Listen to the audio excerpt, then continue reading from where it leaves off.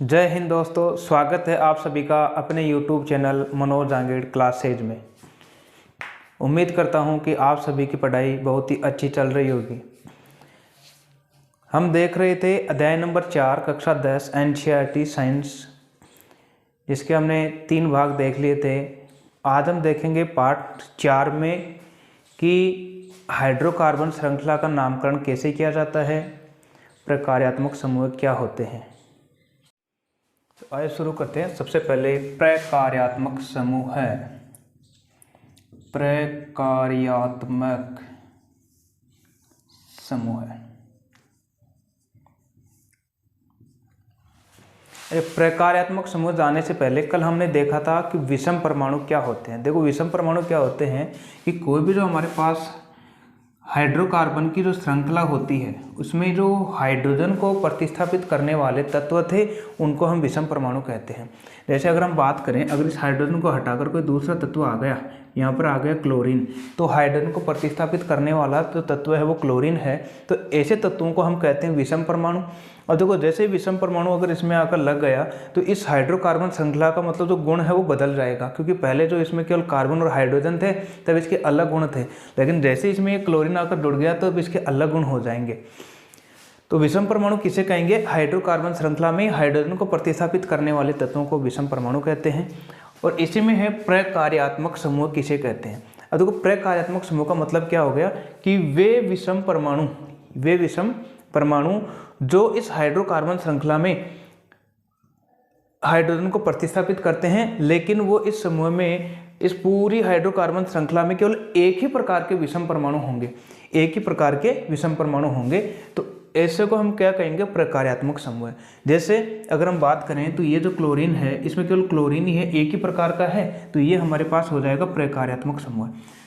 Hydrocarbon की श्रृंखला भले ही कितनी लंबी होगी, लेकिन उसमें अगर एक ही विषम परमाणु होगा तो उसको हम प्रकार्यात्मक समूह के नाम से जानेंगे। जैसे अगर हमारे पास 2 कार्बन हो और यहाँ पर अगर आकर जुड़ गया हमारे पास क्लोरीन, तो ये भी हमारे पास एक तरह का जो है वो कार्बनिक यौगिक बन गया जिसमें क्लोरीन उपस्थित है।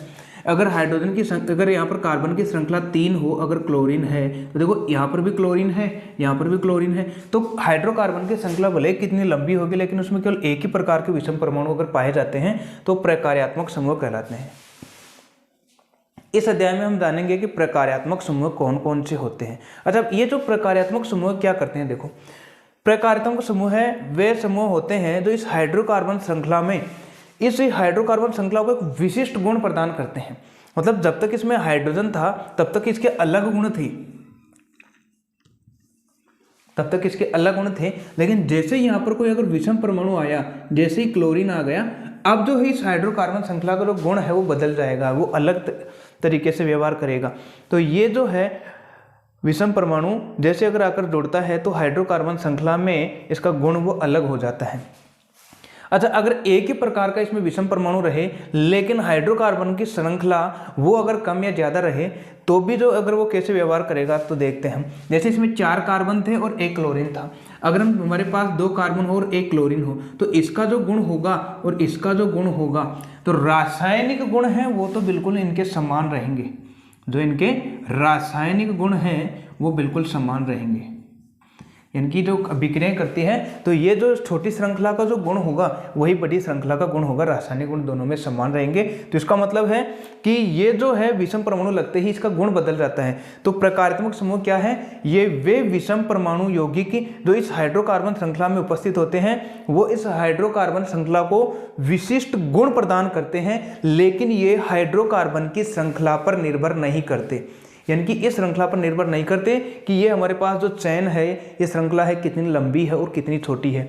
जैसे अगर यहाँ पर क्लोरीन है, तो सभी में अगर हम गुण देखेंगे तो चाहे बड़ी श्रृंखला हो या छोटी श्रृंखला, लगभग एक ही प्रकार के गुण देखने को मिलेंगे जिसमें रासायनिक गुण समान होते हैं।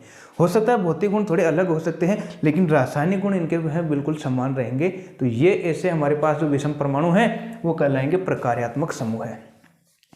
अब हम देखेंगे कि हमारे पास प्रकार्यात्मक समूह कौन कौन से हो सकते हैं किसी भी श्रृंखला के अंदर। तो अगर हम बात करें नंबर 1 पर, पहले इसको हम विषम परमाणु एक तरफ हम ले लेते हैं। विषम परमाणु, यहाँ पर है क्लोरीन भी हो सकता है, ब्रोमीन भी हो सकता है और आयोडीन भी हो सकता है। अच्छा, इसका मतलब क्या है यहाँ पर? इसका मतलब है कि ये जुड़ा हुआ है, हाइड्रोकार्बन श्रृंखला में ये जुड़ा हुआ है, ये बंध का है। और इन सभी तत्वों को हम हेलोजन भी कहते हैं, हेलो तत्व भी कहते हैं, हेलोजन या हेलो तत्व है, क्योंकि ये वर्ग 17 के तत्व हैं सभी। अच्छा देखो, यहाँ पर हो गया क्लोरीन, ब्रोमीन और आयोडीन। हो सकता है इनके अलावा जो हमारे पास, देखो इनको क्या कहेंगे अगर हम इसको उच्चारण करेंगे तो ये इसका जो अनुलग्न लगेगा या पूर्वलग्न लगेगा। जब इसका नामकरण सीखेंगे तब इसमें देख लेंगे कि अनुलग्न और पूर्वलग्न क्या होता है। इसको हम क्या बोलेंगे? इसको हम बोलेंगे क्लोरो, इसको हम क्या बोलेंगे? ब्रोमो, और इसको हम बोलेंगे आयोडो।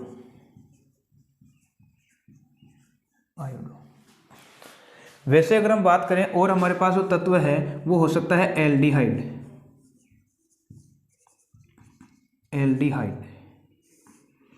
एक हो सकता है हमारे पास एल्कोहल, एक हो सकता है हमारे पास कीटोन, एक हो सकता है हमारे पास एल्केन, एक है एल्कीन और एक है एल्काइन। हमारे एग्जाम में जो पूछा जाता है वो इन्हीं से संबंधित पूछा जाता है। या तो ये दे देगा हमारे पास हेलोजन जिसमें क्लोरीन, ब्रोमीन, आयोडीन होगा, या फिर एल्डिहाइड या एल्कोहल या कीटोन या एल्केन, एल्किन और एल्काइन। और एक हमारे पास कार्बोक्सिलिक अम्ल, कार्बोक्सिलिक अम्ल है। तो ये जो है ये हमारे पास क्या है? विषम परमाणु है सभी। अच्छा, अगर इनके हम सूत्र की बात करें, एल्डिहाइड का जो सूत्र होता है वो होता है R bond CHO, R bond CHO। अच्छा, अगर इसको हम खोलेंगे तो खोलने पर हमारे पास जो ये बनेगा R bond C double bond O और बॉन्ड H बनेगा खोलने पर। अच्छा, यहाँ पर R क्या है? ये हमारे पास ये एक हाइड्रोकार्बन की लंबी श्रृंखला है। R के स्थान पर हम ऐसे भी लिख सकते हैं, जैसे लंबी श्रृंखला लगा दिया हमने, CH3 CH2 CH2 यहाँ तक लिख लिया, फिर bond C double bond O और बॉन्ड H। यहाँ पर देखो ये जो लास्ट वाला है bond C double bond O bond H, ये रहा हमारे पास। तो ये तो बिल्कुल समान है। ये R जो है ये पूरी हमारे पास लंबी श्रृंखला है जिसको हम R से लिखते हैं, एल्किल समूह है। ये जो R है ये हमारे पास हाइड्रोकार्बन की लंबी श्रृंखला है। तो इसका सूत्र क्या हो जाएगा? R bond C double bond O और बॉन्ड H। कार्बन की देखो संयोजकता भी 4 पूरी हो गई, एक बंद इधर हो गया, एक बंद ये और 2 बंद ये, तो 4 बंद पूरे हो गए। वैसे अगर इसमें बात करें एल्कोहल का, तो एल्कोहल का जो सूत्र होता है वो होता है R bond OH, R bond OH, मतलब इसके लास्ट में सिर्फ OH होगा। अब देखो OH है, R क्या है? ये भी एक हमारे पास हाइड्रोकार्बन की लंबी श्रृंखला है। जैसे हम यहाँ पर लंबी श्रृंखला बना लें और लास्ट में अगर OH जुड़ जाए तो ये बन गया हमारे पास एल्कोहल का सूत्र। कीटोन का अगर हम बात करें तो कीटोन का हमारे पास बनेगा R bond C double bond O और बॉन्ड R। यहाँ पर R क्या है? वही हमारे पास एक लंबी श्रृंखला है हाइड्रोकार्बन की, यहाँ पर भी जुड़ी होगी, यहाँ पर भी। अच्छा, यहाँ पर अगर ये सूत्र समझ में नहीं आ रहे, जब इनका नामकरण करेंगे तो वहाँ पर ये एक एक समझ में आ जाएंगे। एल्केन है तो एल्केन जो है इसके लिए हम सिंगल बॉन्ड कहाँ में लेंगे? ये हमने पहले भी देख लिया था, सिंगल बॉन्ड। लेकिन अनुलग्न जब लगाएंगे, अनुलग्न या पूर्वलग्न में इसके में क्या लगाएंगे हम? देखो एल्केन का सिंगल बॉन्ड हो गया जिसका सूत्र होता है CnH2n और +2। अच्छा, एल्कीन का क्या होगा? एल्कीन का होगा CnH2n और एल्काइन का क्या होगा? CnH2n और -2। एक और रह गया कार्बोक्सिलिक अम्ल का, तो कार्बोक्सिलिक अम्ल होता है R bond C double OH। ये यहाँ पर C डबल OH है। जब इसको खोलेंगे तो हमारे पास ये आएगा R bond C double bond O और बॉन्ड O और यहाँ पर आएगा H। तो ये इसको खोलेंगे तो ये हमारे पास इसका सूत्र होता है। R क्या है? यहाँ पर हमारे पास हाइड्रोकार्बन श्रृंखला है पूरी लंबी की लंबी, जहाँ से देखो कार्बन की संयोजकता 4 हो जाएगी, 2 इधर, 1 इधर और 1 इधर।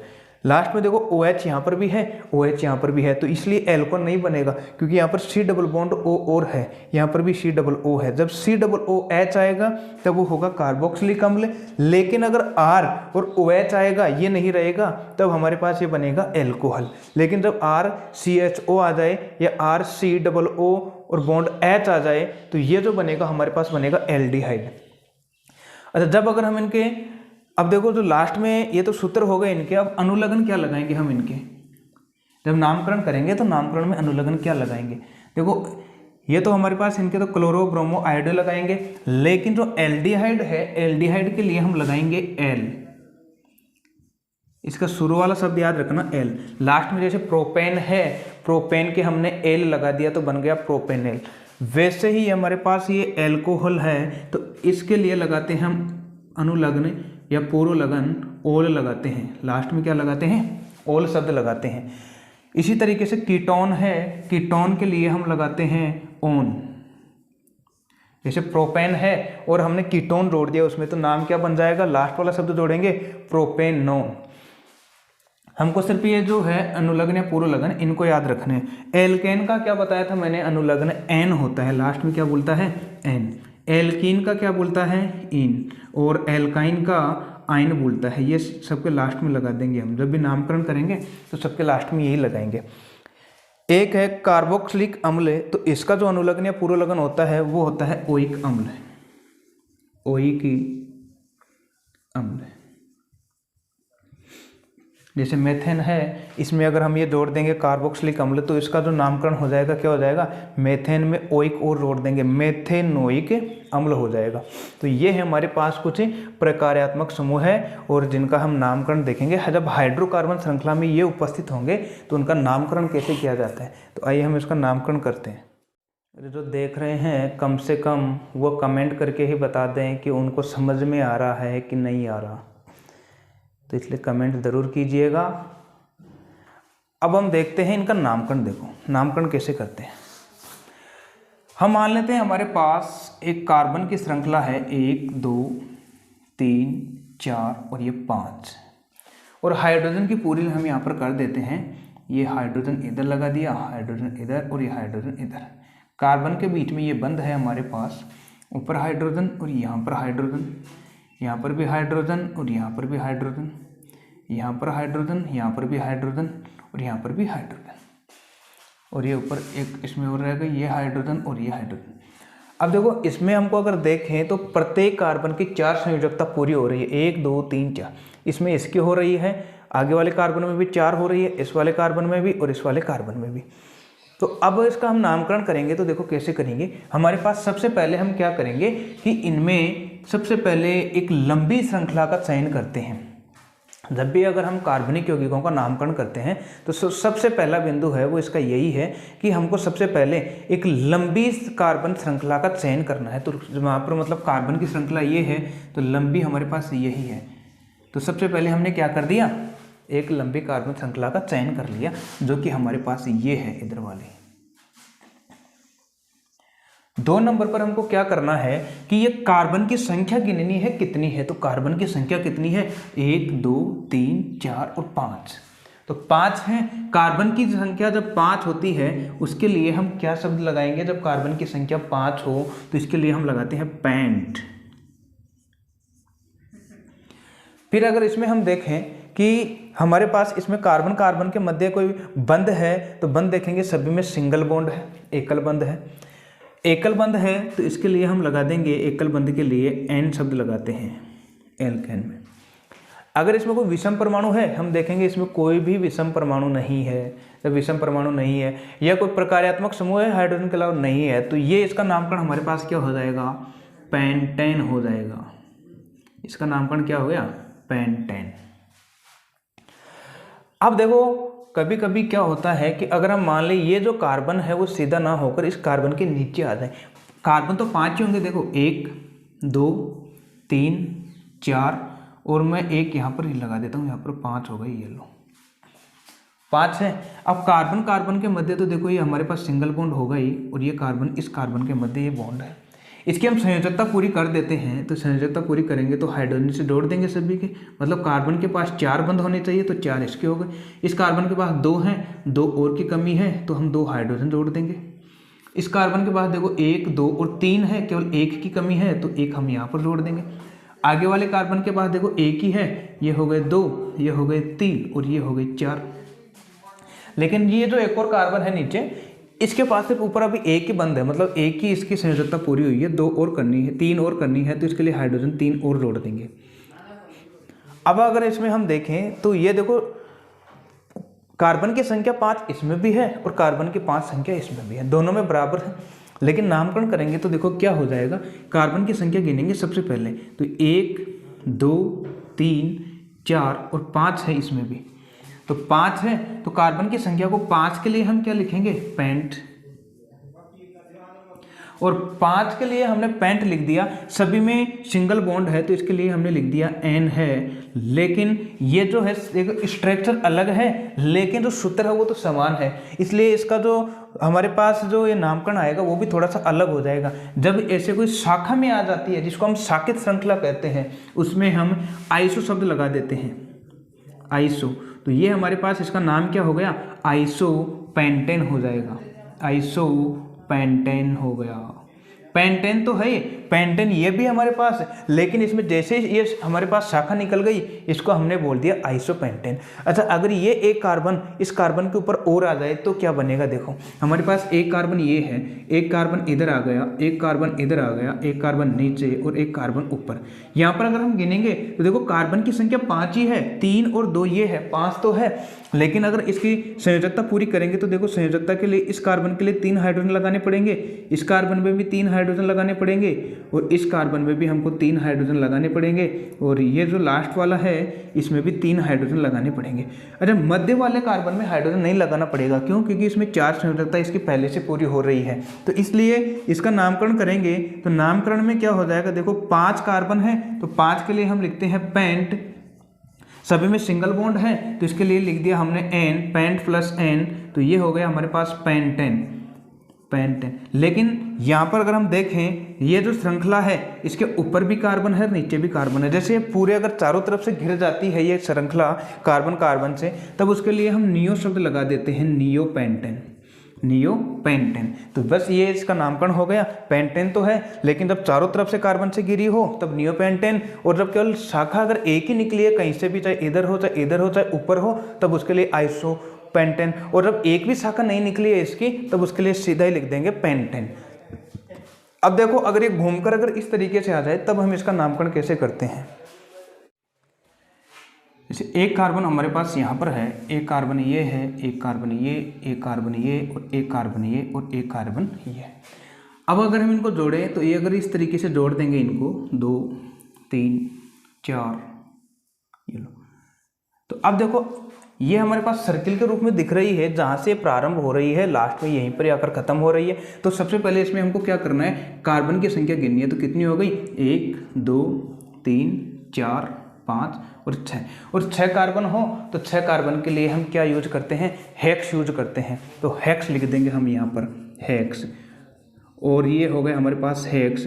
और अब देखो सभी में सिंगल बॉन्ड है, सिंगल बॉन्ड के लिए हम एन शब्द लगाते हैं तो ये बन जाएगा हेक्सेन। लेकिन इस तरीके की जो श्रृंखला है जो पूरी बंद है, एक वलय का निर्माण करती है, उसको हम चक्रीय श्रृंखला भी कहते हैं। इसलिए जब चक्रीय श्रृंखला बनती है उसके लिए हम साइक्लो शब्द लगा देते हैं, साइकिल, साइकिल का मतलब हो गया चक्र, जिसके साइक्लो, तो ये क्या बन गया, साइक्लो हेक्सेन। अगर ये 5 होते तो साइक्लो, 5 के लिए पेंट और एन, साइक्लो पेंटेन हो जाता।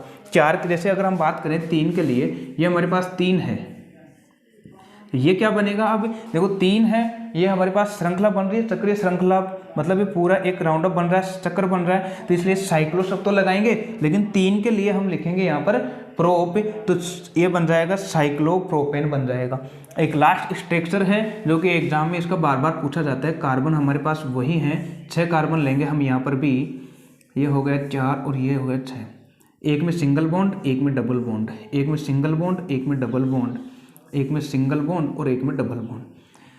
अगर हम इसकी स्ट्रक्चर में अगर इसकी संयोजकता पूरी करें कार्बन की, देखो 2 बंद ये है, 3 एक और हाइड्रोजन तो एक ये रहा, इसमें 3 है तो एक ये रहा, इसमें भी 3 है एक ये रहा, इसमें भी 3 है एक ये रहा, इसमें भी 3 है एक ये रहा। तो ये देखो, ये जो इस तरीके की संरचना है इसको हम कहते हैं बेंजीन। इस तरीके की संरचना को क्या कहा जाता है? बेंजीन। ध्यान रखना, ये 1 नंबर का बार बार पूछा जा सकता है आपसे कि बेंजीन की संरचना बनाइए, तो बेंजीन किस तरीके से बनेगी। अब हम देखते हैं नामकरण करने के लिए, अगर इसमें तो देखो कोई हमारे पास विषम परमाणु या प्रकार्यात्मक समूह उपस्थित नहीं था, अगर वो भी आ जाए तो इसका नामकरण कैसे करेंगे। सबसे पहले हम लिख देते हैं CH2 CH double bond CH bond CH3, यहाँ पर भी 3। अच्छा, कार्बन की संयोजकता गिनने के लिए हम देखेंगे 3 हाइड्रोजन है, एक बंद ये है 4, यहाँ पर 2 और 1 3, एक हाइड्रोजन है 4 हो गई। यहाँ पर हाइड्रोजन जुड़ा हुआ है, 2 इधर है 1 इधर है, तो 2 और 1 3, 3 और 1 4, 3 और 1 4। अरे इसका नाम क्या होगा? सबसे पहले देखो, हम नामकरण करने के लिए कार्बन की श्रृंखला का चयन करेंगे। तो कितनी कार्बन हमारे पास है? 1 2 3 4, 4 कार्बन है। 4 कार्बन के लिए हम यहाँ पर लिख देंगे ब्यूट। 4 कार्बन के लिए क्या लिखते हैं? ब्यूट। अरे सभी में सिंगल बॉन्ड है क्या? सिंगल बॉन्ड नहीं है, यहाँ पर कार्बन कार्बन के मध्य डबल बॉन्ड है। डबल बॉन्ड के लिए हम क्या लगाते हैं? ईन लगाते हैं। एल्कीन श्रेणी का है तो ईन, तो ये क्या बन गया? ब्यूटीन बन गया। इस तरीके से हमको नामकरण करने हैं, आप आसानी से कर सकते हैं। अगर हम और कोई एग्जाम्पल लें, जैसे हमारे पास हो गया CH3 CH2 bond C, triple bond C bond CH2 और बॉन्ड CH3, अगर इस तरीके का आ जाए तो यहाँ पर हम सबसे पहले क्या करेंगे? कार्बन की श्रृंखला का चयन करेंगे 1 नंबर पर। 2 नंबर पर क्या करेंगे कि इसमें हम देखेंगे कार्बन की संख्या कितनी है, 1 2 3 4 5 6 7, 7 है, तो 7 के लिए हम क्या लिखते हैं? हेप्ट। ये हमने लिख दिया हेप्ट। फिर हम बंध देखेंगे, कार्बन कार्बन के मध्य त्रिबंध है। त्रिबंध के लिए हम एल्काइन श्रेणी का हो गया, एल्काइन श्रेणी के लिए अनुलग्न क्या लगाएंगे? आयन शब्द लगाएंगे, तो हेप्ट प्लस आयन, तो ये हमारे पास क्या बन जाएगा? हेप्टाइन बन जाएगा। हेप्टाइन बन गया। अब हम देखते हैं, इसमें देखो कोई हमारे पास विषम परमाणु या प्रकार्यात्मक समूह नहीं था। अगर विषम परमाणु आ जाए तो क्या होगा? देखो हमारे पास एक श्रृंखला है CH3 CH2 bond Cl, CH bond Cl, CH2 bond CH2 और बॉन्ड CH3।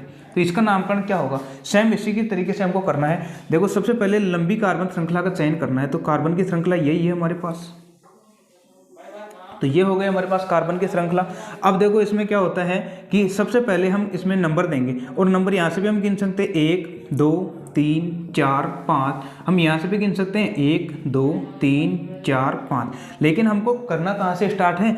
जहाँ से जो हमारे पास विषम परमाणु है उसको कम नंबर मिलना चाहिए, तो कम यहाँ से मिलेगा या इधर से मिलेगा। देखो जब इधर से आ रहे हैं तब 4 नंबर मिल रहा है, और इधर से जा रहे हैं तो सिर्फ 2 नंबर मिल रहा है, तो हम इधर से गिनेंगे 1 और 2। तो देखो हमारे पास सबसे पहले, अब इसमें क्या करते हैं हम? सबसे पहले विषम परमाणु का नाम लिखेंगे। विषम परमाणु क्या है?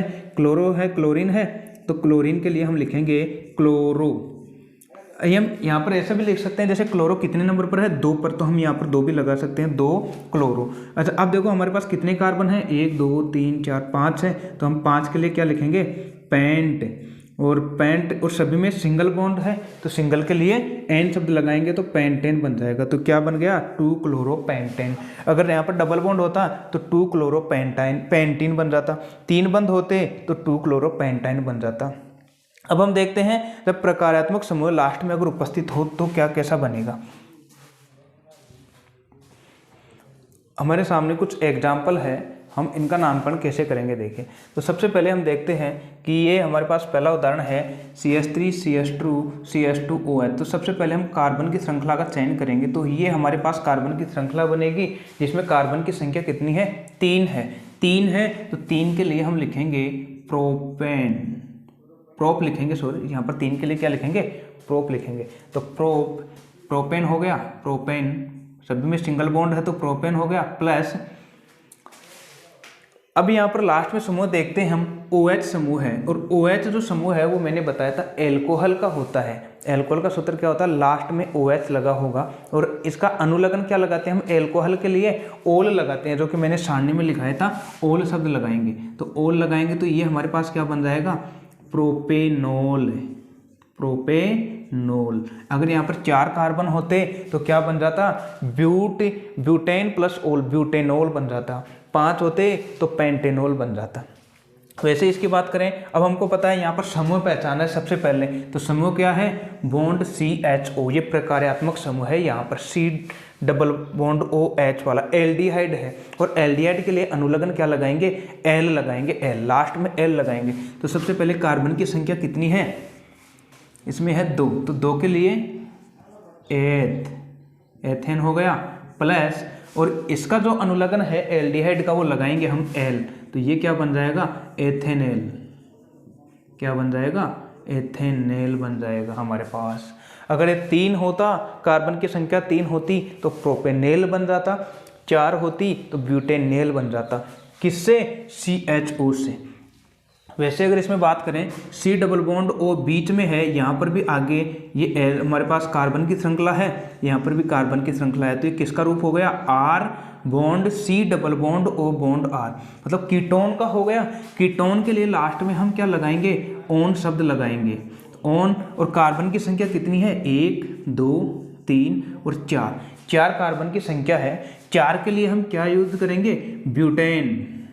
4 के लिए क्या यूज करते हैं हम, ब्यूटेन, तो ब्यूटेनोल हो जाएगा इसका क्या हो जाएगा, ब्यूटेन प्लस ऑन ब्यूटेनोन हो गया, ब्यूटेनोन। 5 होती कार्बन की श्रृंखला तो हम क्या कर देते, इसका पेंटेनोन कर देते। कीटोन का अनुलग्न क्या लगाएंगे, ओन। वैसे इसके अगर हम बात करें तो प्रकार्यात्मक समूह क्या है, COOH, ये किसका होता है, कार्बोक्सिलिक अम्ल का। और इसका जो अनुलग्न लगाएंगे वो क्या लगाएंगे, ओइक अम्ल, ओइक अम्ल।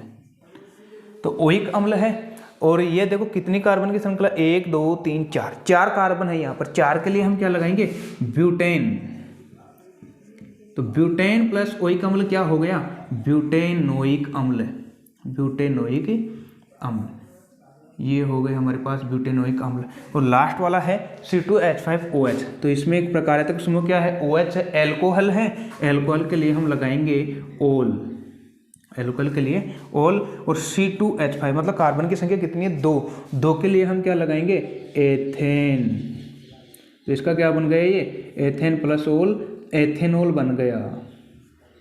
ये क्या बन गया, एथेनॉल। इस तरीके से हम इनका नामकरण करते हैं। अगर आपको ये अगर नामकरण समझ में नहीं आया है तो एक बार कमेंट ज़रूर कीजिए। इस पर मैं एक वीडियो अलग से बना दूंगा नामकरण करने की, उसमें हम इतने एग्जाम्पल देखेंगे कि आपको ये आसानी से समझ में आ जाएंगे।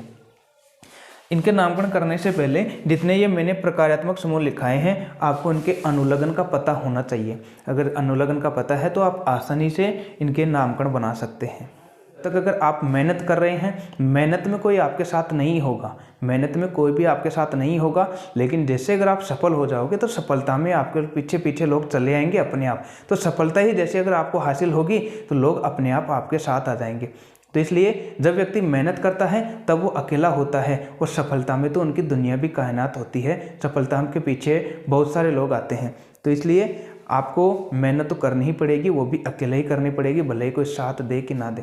अच्छा, आजकल एक ट्रेंड और चल रहा है, जैसे अगर मान लो किसी का फ़ोन है, जिसके मित्रगण आ गए, साथीगण आ गए, उनके साथ फ़ोटो की, selfie with my best friend, ऐसे लेकर वो फ़ोटो खींचते रहते हैं, और पता नहीं इंस्टा पर, फेसबुक पर इन पर डाल दिया, चलो ठीक है डाल दिया। लेकिन हमारे जो सच्चे मित्रगण हैं, अब उनकी अगर बात करें तो सच्चे मित्र वो नहीं जो हमको तस्वीरों में दिखाई देते हैं, सच्चे मित्र वो नहीं जो हमको तस्वीरों में दिखाई देते हैं। सच्चे मित्र तो वो होते हैं जो बिना तस्वीरों के भी हमारे दुख में साथ दे जाते हैं, लेकिन अगर उसके वो दुख में अगर शामिल हो रहा है, उसके दुख में साथ दे रहा है, तो वही हमारा सच्चा मित्र है। इसलिए हर फोटो में दिखने वाला जो शख्स है वो सच्चा मित्र नहीं होता। सच्चा मित्र वो नहीं जो तस्वीरों में दिखाई दे, सच्चा मित्र तो वो है जो आपकी हर समस्या में आपके साथ खड़ा हो। तो आज के लिए इतना ही काफ़ी है।